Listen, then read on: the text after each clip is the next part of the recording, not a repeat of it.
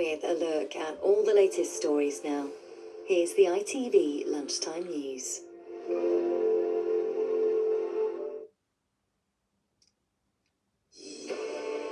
Israel and Iran launch new strikes as the war in the Middle East tips into a sixth day.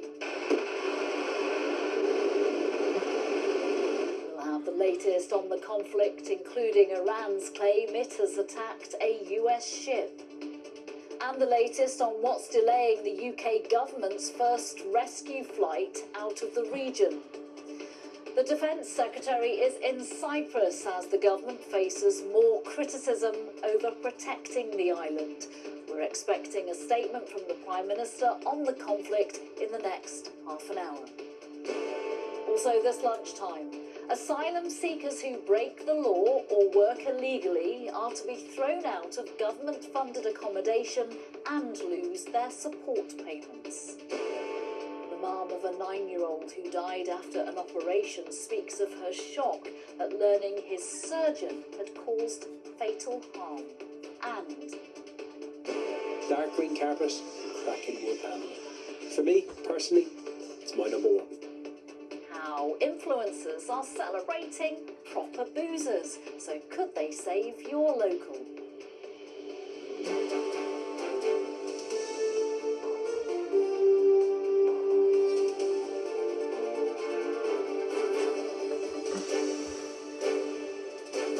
This is the ITV Lunchtime News with Nina Hossain.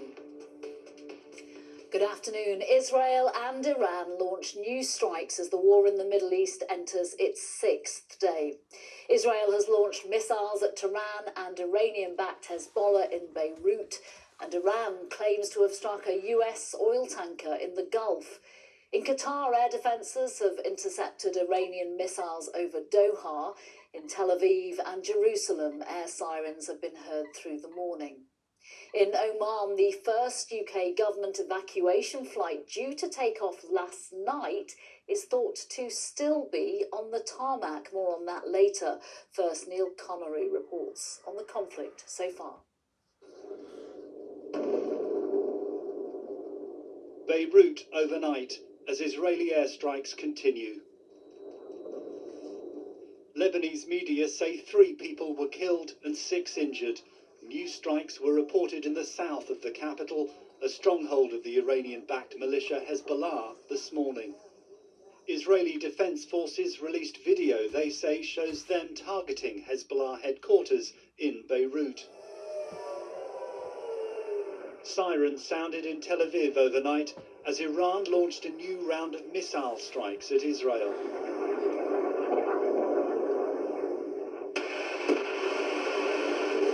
Iran claimed to have launched ballistic missiles with 1-ton explosive warheads at Tel Aviv at dawn. Israel says all Iranian missiles were intercepted. We are operating to a structured plan, this Israeli military spokesman says, and are focused on severely damaging the Iranian terror regime and removing existential threats to the state of Israel. This was Tehran this morning as US-Israeli airstrikes continued. Thick smoke filling the skyline of the Iranian capital. State TV showed pictures of what it said was a sports complex in Tehran which had been struck. It reported 1 person was killed. Explosions have also been heard at Sanandaj in the west of Iran, near the Iraqi border. In the last few minutes, the US military has released pictures of strikes they say they carried out on an Iranian military airbase. As this war spreads, Azerbaijan has become the latest nation to feel its impact. The terminal at Nakhchivan International Airport was set ablaze after being struck in a drone attack. Another fell near a school building. Officials say 2 civilians were injured. A resolution aimed at limiting President Trump's ability to wage war in Iran has failed in the US Senate. The War Powers measure was rejected by 53 to 47 votes. But when the regime falls, and it's not if, it's when, the people of Iran will have a new chance, I hope, It's not our decision. America's not going to go in and run Iran. But what comes next? Day 6 of this war, and its shockwaves continue to travel far and wide. Neil Connery, ITV News. John Ray joins us now from Dubai. John, what's going on with this plane, this first government rescue flight that was due to take off from Oman last night? Well, there is an almost total information blackout from the Foreign Office about this plane, Nina, other than to say there's an unspecified technical problem with it. What it means, though, is that for several hundred British nationals, already judged amongst the most vulnerable people trapped here, they've endured a very frustrating several hours on top of the very anxious, anxiety-inducing days they've spent here. Last night they were put on the plane, then they were taken off the plane, eventually taken back to a hotel. It was all very shambolic, one passenger has said. Now, that plane was due to take off again about an hour and a half ago. As far as we can tell at the moment, it is still on the ground.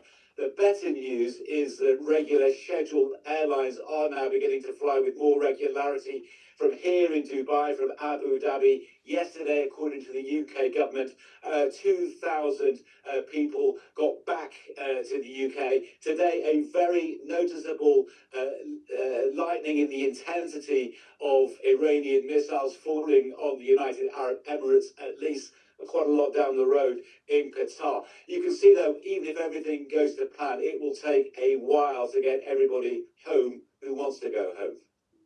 John Ray, thank you very much. Thank you. An armed Kurdish fighting force backed by the US and Israel operating along the Iraq-Iran border could be the next key players in the conflict. Our international editor, Emma Murphy, is in Erbil in Iraq this lunchtime. Emma, there's talk of a ground operation. What more do you know? Yes, so Neil was asking in his report there about what comes next, and I think the reality is that what happens just a short distance from here could be the next significant development in this war, and that is because, as we reported a couple of days ago, there has been a plan in place with the Americans, the Israelis and Iranian Kurdish fighters to try and launch some kind of ground offensive. And we understand that they have been being supplied with weaponry, with also intelligence and also Starlinks, actually, to try and help them build up their own contacts over the past months. And now they are ready to put that plan into place. What we understand is that there are around 7,000 Iranian Kurdish fighters just over the border, ready to move, with a thought that there are more this side of the border in the Iraqi area ready to join them. And of course that would be the first time we've seen a real ground operation being led during the course of this war. It would be in the west of Iran, and it is likely to have limited success because of what they will potentially face coming back from the Iranian security forces. But over the past days, we have seen increased strikes on the security apparatus in the west of Iran by the Americans, because what they're trying to do is basically break down the military and security setup there, so that these armed fighters would have a best chance of moving forward. We know that there's great consternation here in Erbil with the local government here, who are seriously concerned that if it is seen that they are in any way involved in this war, they will see great retribution from Iran. We've seen a number of explosions here over the past few days, but that is expected to really step up if this ground operation does take place. And what we're hearing is that it may take place within the next few days. Emma Murphy in Iraq. Thank you very much. Thank you. Here, the government is under pressure over the UK's handling of the conflict. Today, the Defence Secretary has visited Cyprus amid tensions about Britain's response to drone attacks on the island. Charanpreet Kaur is a criticism from Cyprus today. That's right, Nina. Criticism from Cyprus about the UK government's response to drone attacks at the RAF base on Akritis artillery. Now, the strikes happened overnight on Sunday. The drone that got through and hit the British RAF base only caused minor damage and no injuries. Officials also say that it wasn't launched by Iran, but it has raised concerns on the island as tensions continue to escalate across the Middle East.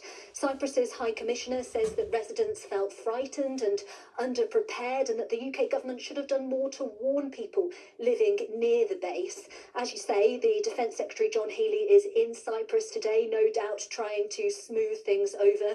He says that the UK's long-standing partnership with Cyprus remains strong and that Britain is strengthening its defences in the region. Now, that reflects the government's wider strategy here, boosting defence capabilities in the Middle East and the Eastern Mediterranean while avoiding any direct involvement in this conflict. Since Saturday morning, multiple F-35s and Typhoons have been operating on a defensive mission to identify and shoot down cruise missiles and drones, not just in the Middle East, but in the Eastern Mediterranean. Wildcat helicopters with anti-drone capabilities will be in the Eastern Mediterranean this week.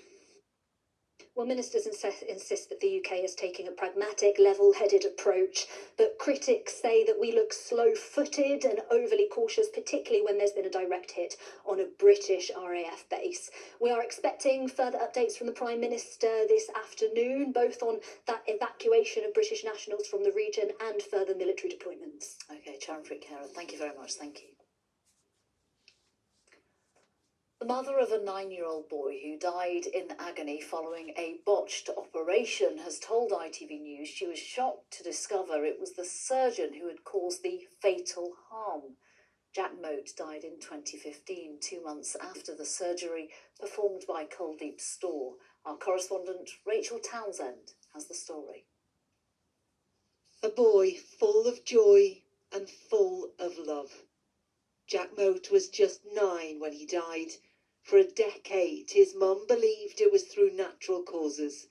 Now she's learned Jack suffered fatal physical harm during surgery weeks before his death. It destroyed me, to be honest. To sit there, to be told in a room that your son has had a fatal outcome from a surgery, and I just wasn't expecting the news to be as horrific as it was.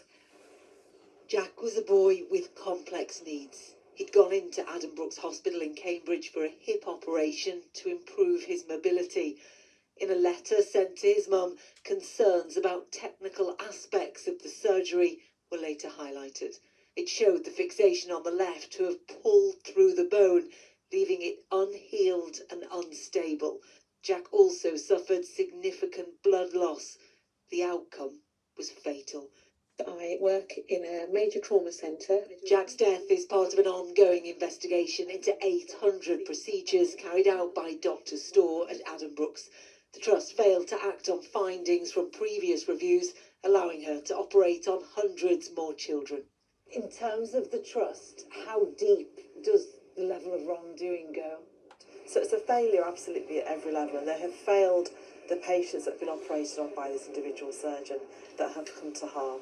The Trust has offered unreserved apologies for its failings, and Jack's case has been passed to the coroner.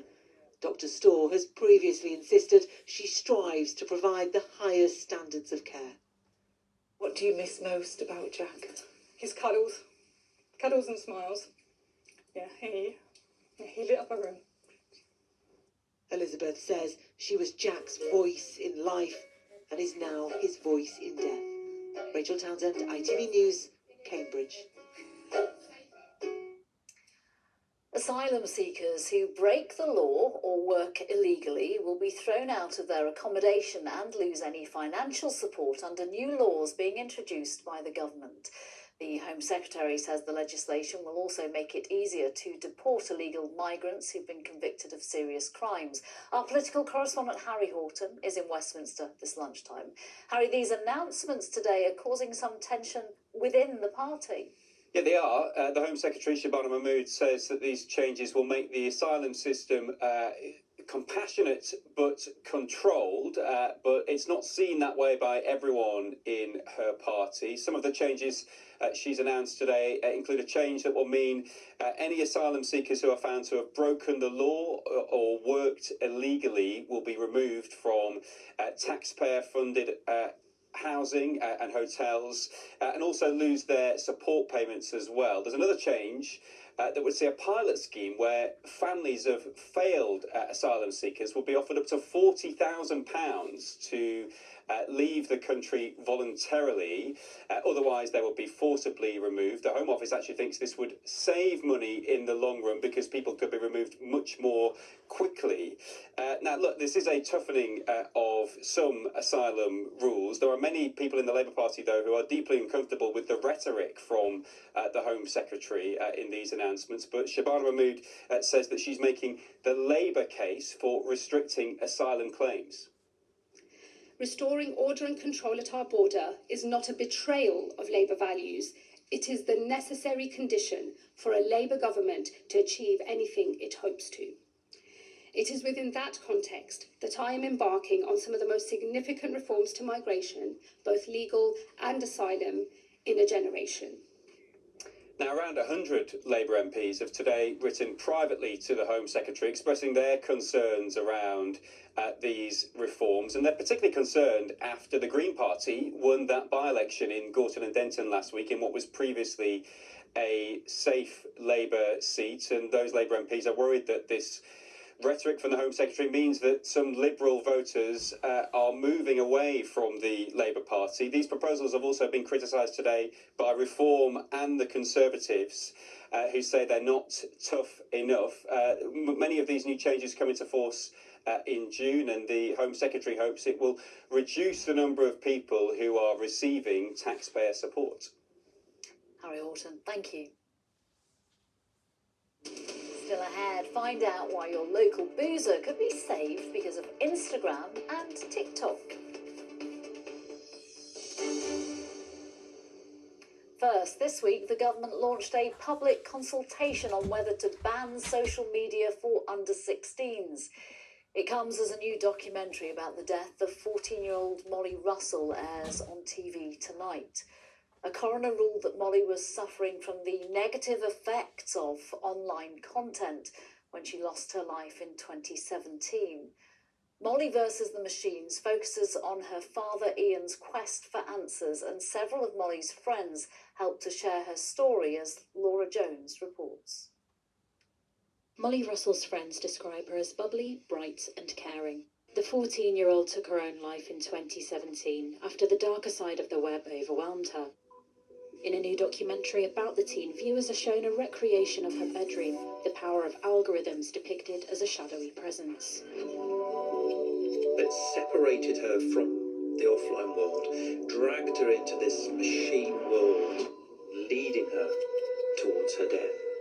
In Molly versus the Machines, actors also bring the coroner's courts to life. A landmark inquest into her death heard that she saved, liked and shared thousands of Instagram posts about suicide and depression in the months before she died. As part of the documentary, Molly's friends speak out too about growing up alongside her and with social media. They told Good Morning Britain that it changed the girl they knew. Obviously in the inquest, to see the content she was viewing and what she thought of herself and how genuinely upset she was at the world and inside, I mean, we had no clue. You're not their parent. You're just a business in America. It also looks at her dad Ian's campaign for change. He set himself apart from other bereaved parents by saying a total ban on social media for under-16s in the UK is not the answer. It's really important not to take half-baked measures, and instead of banning people, young people in that case, we should be banning unsafe platforms. Instead of following similar action taken in countries like Australia, he wants companies held accountable. Meta has said it's spent a decade working with UK experts, parents and charities to improve protections for teens, and its thoughts remain with Molly's friends and family. While Molly's dad has welcomed a government consultation on ways to keep children safe online, hoping for change for other children like Molly. Laura Jones, ITV News. And finally, this lunchtime, are you a patron of a proper old school boozer? The traditional, often carpeted pub has been dying out, but there's new hope for the beleaguered sector, the social media influencer. Pub appreciation content has taken off on social media, with some businesses reporting an increase in younger punters popping in for a pint. Amy Lewis went to the Wheatsheaf pub in Romford to find out more. Well, on average, one pub is closing in England and Wales every single day at the moment. In part, that is because of rising costs for landlords, but also as well because of the cost of living for so many punters who would prefer to stay perhaps at home. But pubs are coming up with new ways to try and drum up business. And this pub in Essex, in Romford, they are using social media to do that. It's been a family-run business for 50 years. Now, Russell, this it's been in your family for 5 decades, this pub. How difficult has it been in recent years to stay open? Well, it doesn't get better, but times have changed, people have changed. COVID didn't help, smoking ban didn't help. You open your doors, you just hope people come in. And of course, one of the things that the pub's been doing is using social media since COVID to try and drum up business.